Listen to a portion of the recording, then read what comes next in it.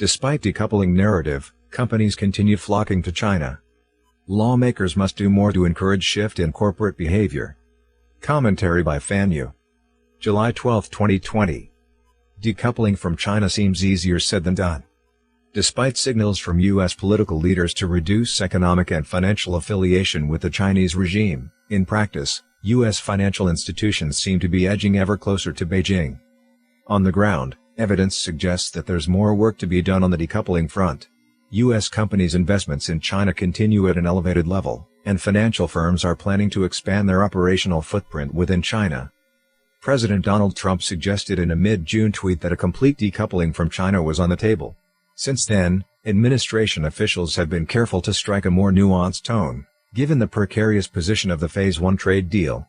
Regardless, U.S. foreign policy has been trending toward cooler relations with Beijing on the economic front, with the administration barring federal pension funds from investing in Chinese companies, and ongoing investigations into Chinese companies listing their stock on U.S. markets.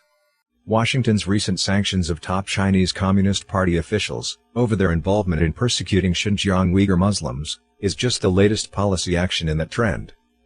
Reactions from China to date have been largely dismissive of decoupling, but Chinese commentators are increasingly preparing for the deterioration of economic relations. Zhou Li, a former deputy head of the Chinese Communist Party's International Liaison Department, recently caused a stir when he wrote an article warning that China must prepare for the consequences of economic decoupling, including shrinking foreign demand for Chinese goods, disruption of supply chains, and limited access to the US dollar in foreign transactions.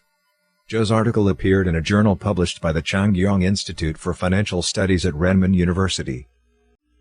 Investment and trade realities. Despite the position of U.S. officials, on the ground investments and financial exchange are continuing unabated. With few legal or economic ramifications in place, it has been difficult to reverse the momentum of companies expanding into China. Foreign direct investment, FDI, into China has remained relatively stable over the past 10 years. U.S. FDI into China was $14 billion in 2019, slightly above 2018 levels, according to a recent report by the Rhodium Group. Much of the stability of U.S. investment into China was due to large multi-year greenfield projects geared towards meeting local demand in areas such as automotive and entertainment, Rhodium stated.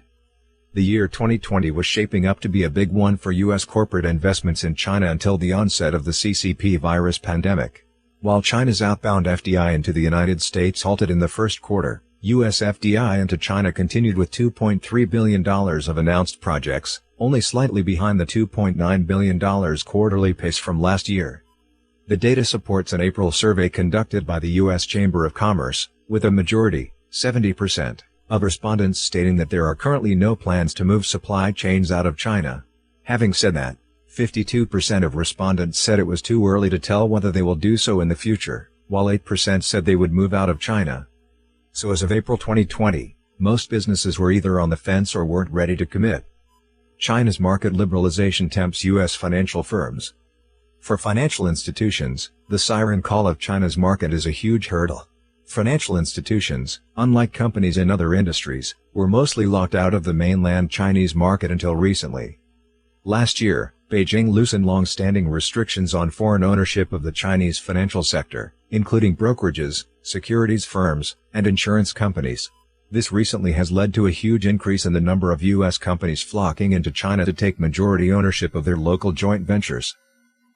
Wall Street investment bank Goldman Sachs received approval in March to take majority ownership of its Chinese joint venture, Goldman Sachs Gaohua Securities Company. It previously had only a 33% stake. J.P. Morgan Chase received permission from Beijing regulators in June to begin operating a fully foreign-owned Chinese subsidiary. On the payments front, credit card issuer American Express in June received approval to operate a Chinese credit card clearing operation, becoming the first U.S. credit card issuer to enter the Chinese market. Competitors MasterCard and Visa have also applied and are awaiting permission. PayPal last year became the first foreign digital payments provider to receive permission to operate in China, a market currently dominated by Chinese technology giants Tencent and Alibaba. One area that was massively holding back China's onshore capital markets was the quality of its rating agencies. Earlier this year, Fitch Ratings received a license to start a Chinese subsidiary to rate bonds in China, following the footsteps of S&P Global last year.